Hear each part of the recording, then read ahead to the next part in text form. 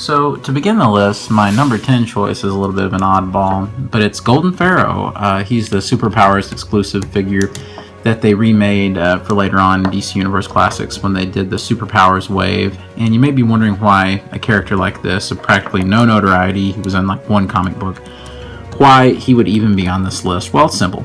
I reserved the number 10 spot for a character and a figure that had no kind of, I guess the character had no sort of basis for me or no history with me. I didn't even know about Golden Pharaoh, honestly, until the figure came out. And I reserved this spot for a figure like that because I wanted a figure on the list that was good just wholly based on it being an action figure, having nothing to do with the character, just showing the power of just good figure making that was in DC Universe Classics for all those years. And Golden Pharaoh is that example for me. A few of the reasons why I just like him as a figure is he's got a really bombastic design, which actually doesn't owe a whole big lot to the original figure. They have added several things to kind of make it more interesting. All this great translucent purple up here, and he's even got a translucent core. It's kind of hard to tell on camera. He's got these sort of transparent wings on the sides, and they've changed his skin to like a gold. Before he looked more just yellowy. And on the card art, he looked just like an Egyptian pharaoh dressed up in some interesting garb.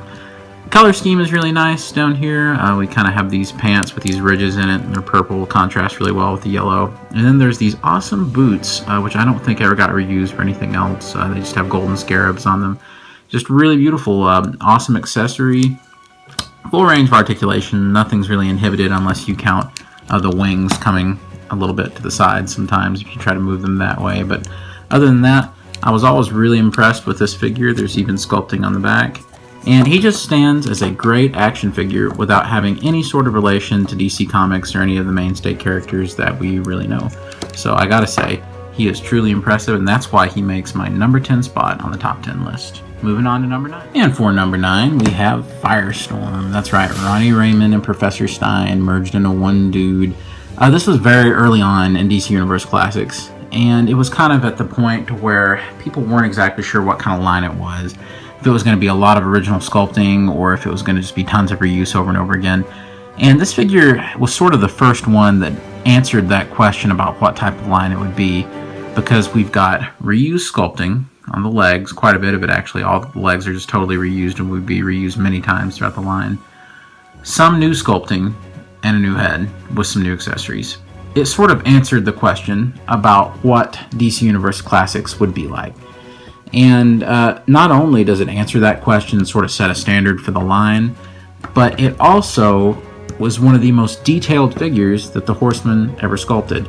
There's just something about it with the ridges in the costume and the sleeves and the actual sculpted detail rather than paint, which is not something necessarily that would carry over to all figures in the line.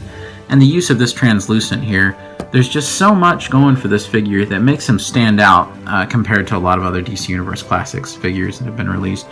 With all of that in mind, it's no wonder he would make the top 10 list, especially with his cool atomic accessories he comes with. I've always loved this character ever since the Galactic Guardians cartoon from way back in the day, so I'm sure a lot of y'all were introduced to him the same way. I'm really glad he's in the Flash now, the Flash TV show. It's a really big treat for me. Funny story about this figure, I got this guy the same day that the Dark Knight movie masters were released way back in early 2008, I guess. And I just remember thinking I got this guy for maybe, at the time, DC Universe Classics might have been like $12 or something, or 12 to 15, I can't remember, depending on where you bought them. But I just remember he was so much of a better deal and a better value in my eyes than those Dark Knight movie masters were, and it just made me realize what a great figure it was. So it's always stuck with me. He's a truly wonderful figure. So he is definitely my number 9. There's one thing DC Universe Classics always had the power to do. That was to make me interested in some really obscure characters that I probably never would have looked into if not for the toy line. Thankfully, around the time that the toy line was in its prime, Justice League Unlimited, the cartoon, was actually in its prime as well. So it was those two factors that helped educate me about a lot of DC characters of the time. And one of them is Mr. Terrific here. Mr. Terrific, who coincidentally is also in the new Flash series. He's an Arrow. He is a really, really interesting character. I was able to look up his backstory after this. And not only is he an interesting character, but the figure is just absolutely astounding. It's got so much going for it. We have this really awesome jacket piece with really nice paint, just very cleanly painted. Super cleanly painted face with an awesome sculpt for the big T face paint that he has. He even has T-spears, which he uses in the comics, and they can unplug from his back just like that. So it's one of the neater accessories. Without the T-spears, we can see on the back of the figure that he has a jacket, and just like in the comics, his terrific jacket. Of course, I would have loved to have seen a replacement to go in here after you take out the T-spears so that there wouldn't be this big gaping hole left in the terrific jacket. But honestly, whenever this character is in action, he's got the T-spears anyway, so you might as well just leave them plugged up, and you don't have to worry about that. So we just put them right back in. On the sides, this is incredibly impressive. In the comics, he's always a social justice kind of fighter, and on his jacket it all says fair play, and I just love this. I just don't see this anymore in any figures. It's just really impressive. Same thing for the other side. You have fair play once you line the jacket sculpt up, and there we go. And even if you move it, you can still make out what it says. So I've just always loved this there. You fall out sometimes, but I've just always loved this particular figure. To me, he's one of those great examples of DC Universe Classics as a way to introduce new characters, and he was truly one of the best figures in the entire line. I personally love it. Number 7, it is the old original Aquaman figure. I really love this one.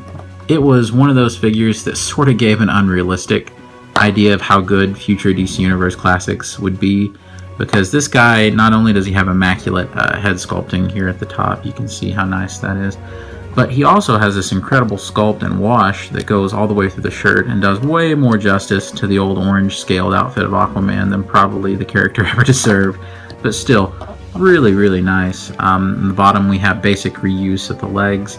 We did get a new sculpted part, which were on the sides. Here he has the fins on his boots or pants, whatever you want to say. He gets a new belt, and it has the A symbol right there. Just really impressive. I've always loved this figure. To me, the head sculpt is what made it the winner. It has a more realistic and kind of indicative head sculpt than any of the, in my opinion, any of the 7 core Justice League members. He also comes with this incredible staff, which they reused a time or two with some of the other Aquaman figures.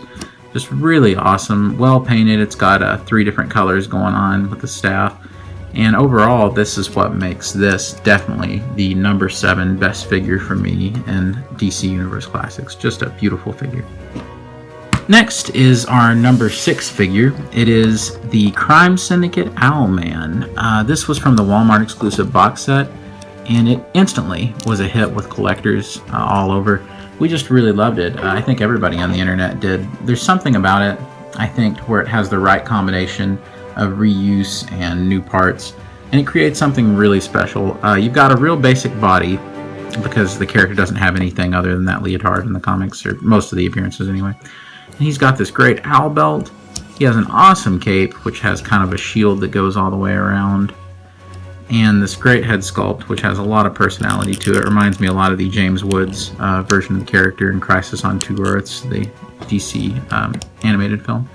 He's got these gauntlets here, and the boots have the similar gauntlets on them as well. Everybody's favorite part of the figure is definitely this crazy cape that it has to simulate some owl feathers.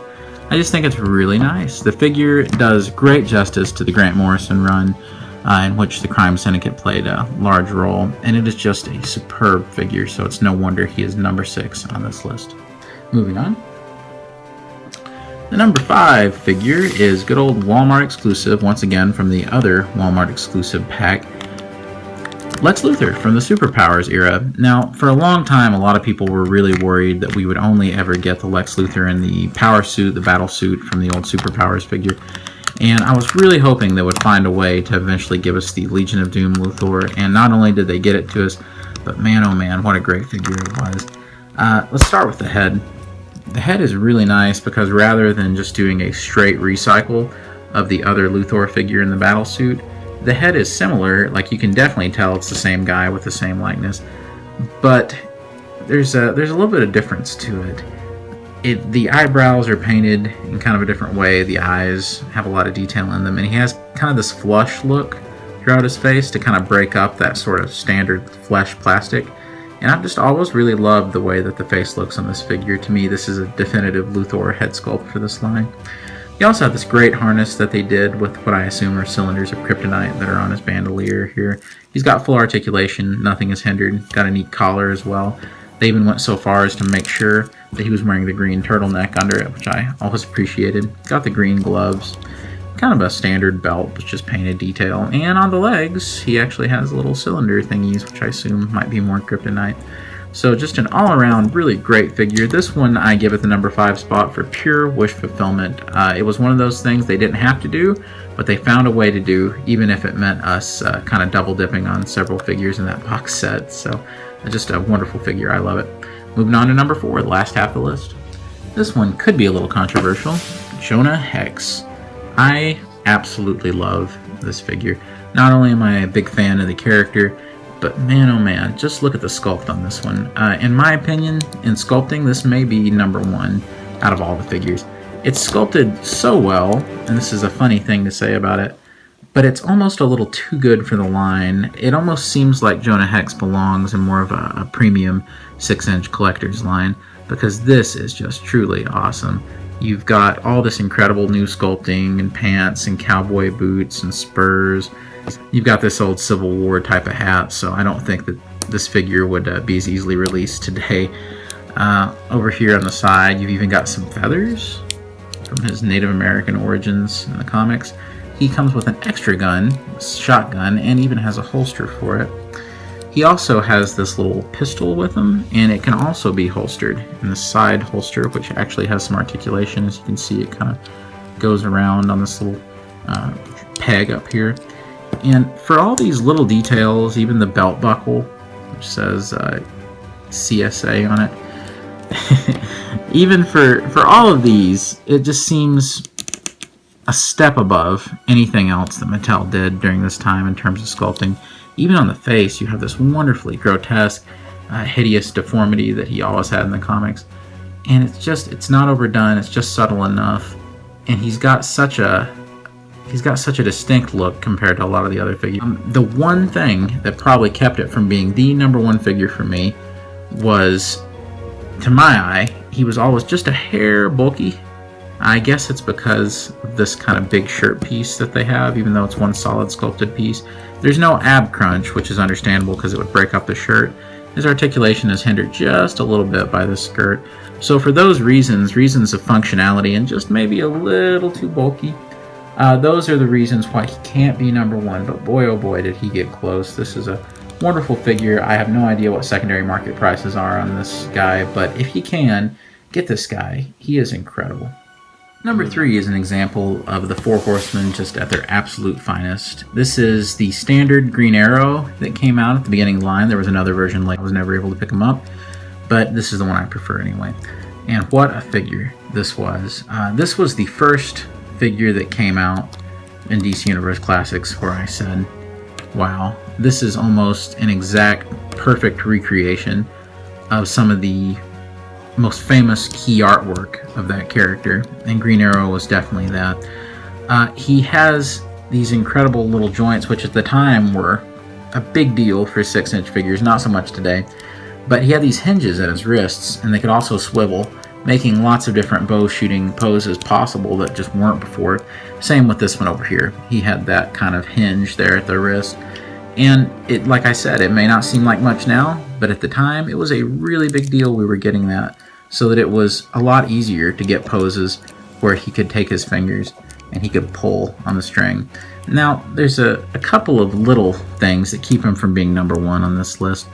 One of them is that it seems as though his joints have gotten a hair looser than I would have liked them to over time. So that's not necessarily a design problem, just a construction problem. The other thing is that this bow has always irritated collectors because it is a plastic string there.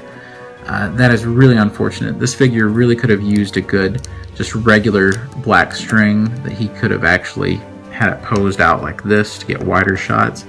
Kind of a shame that those little things hold it back. But what doesn't hold it back is this incredible head sculpt. This might be my favorite Horseman head sculpt from this whole top 10 list. This is kind of the one where I look at it, and I don't know about you, but I know what artist I see in it right away. It's Neal Adams. Clearly, just a perfect three-dimensional representation of that Neal Adams artwork.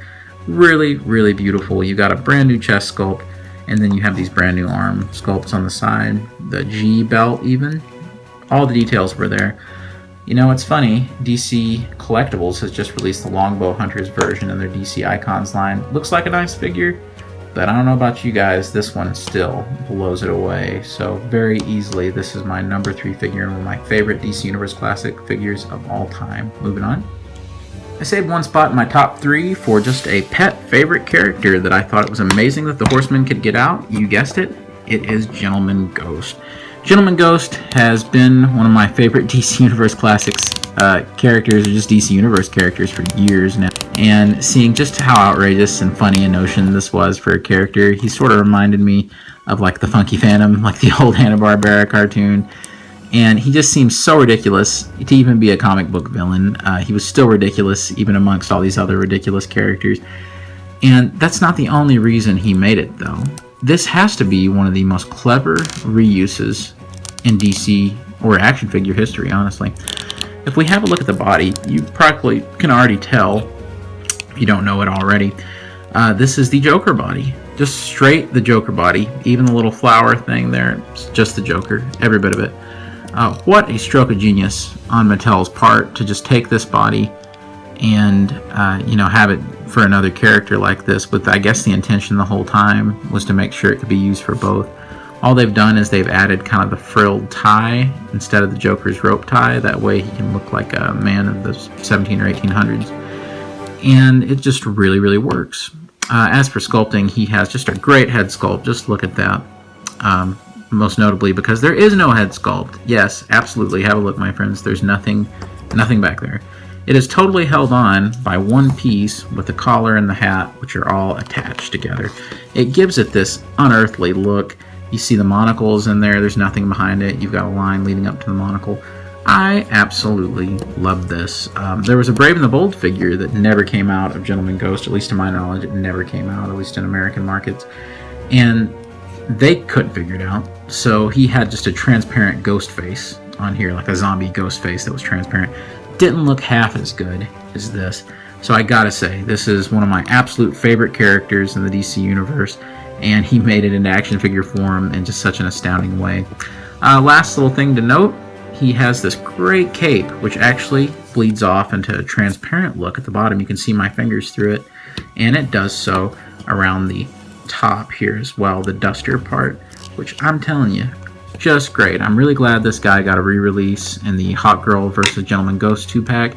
This is the original. I'm not sure if there was any changes in that pack. No, it didn't come with the Build-A-Figure piece. Had this awesome lockback pistol. Very, very nice. One of my favorite figures, and definitely number 2. Let's check out and see who number 1. You know, there were so many figures that I could have went with for number 1, and there's some that didn't even make it into the top 10 list because I just had so many pet favorites from DC Universe Classics. It was hard to even fit them all on here. I could have had a top 30 for all that's worth. But it had to be one, and at the end of the day, when it comes to sculpting, paint application, character, it all intersected with an unlikely favorite. Azrael, Nightfall, Batman. That's right. This was an absolute treat. From look to functionality to paint, everything about this figure is practically perfect and is a shining example of why people even collect action figures in the first place. Let's just get right to it with the head. When I was growing up, Nightfall was a big storyline. I'm sure a lot of you all grew up with that storyline going on. DC needed something to follow up with Batman to kind of compare to the Death of Superman event. So you got this creepy replacement Batman who came in, and I was just floored by it as a kid. It scared me, but I thought it was just a great design. And you've got kind of a Batman who lends itself to all those weird aesthetic notions of the early 90s, which came from a lot of, X-Men comics and things at that time. There's circuitry and robotics going on here. With the head, we can see that he's got kind of a helmet thing going on. Down here on the chest, this is a really interesting construction. This is a soft rubber piece, as they were wont to do in this line, and under it, You've got kind of this gold armor. On the sides, you have these robotic kind of shoulders with pads. You can see it's separated right there to where that's a piece of this. You have these incredible gauntlets, which might actually be the best sculpting on the entire figure. You've got these fins on the side over here and these big claws. You've even got these cables, which are straight from the comics, that run all the way to the back, and we'll show the back in a second. Down here, you've got some standard abs right here with the regular ab crunch, which is amazing they could fit that in. Down here, you have the funny buckleless belt that he always wore, and they even remembered to do the little angle down here. Down here, we have even the little fins on the side, which I thought for sure wouldn't be included. And yeah, the sculpting is absolutely incredible. On the sides, you can see one of the other big treats about the figure are his massive wings. Look at that. Those are really nice. They're not too dulled off or anything. They seem, fairly sharp for a kid's line. And even though it was a collector's line, Mattel treated it as a kid's line in terms of safety. These were all just kind of one piece. Even though these became hard plastic, they were kind of hooked into this soft rubber. The lines went to this backpack on the back, and this flips up as well. And altogether, it creates just an amazing, amazing figure. There was even some extra articulation that most figures in the line didn't get. Down here, we've got these double jointed knees, which are so wonderfully functional. They work so well, and people were just sure that Mattel would make sure that all the other DC Universe Classics figures had double jointed knees after this. It didn't happen. It's still a disappointment to this day that it didn't happen, but that was one of the things that helped this figure make it to the #1 spot. So you all tell me, what was your #1 favorite DC Universe Classics figure? Do you have a different top 10 list? I'm sure that it's different than mine. So just let me know about your funny pet favorites. And until next time, guys, this is Jared, Fanboys Forever. Please subscribe for more top 10s and more reviews all the time. Later.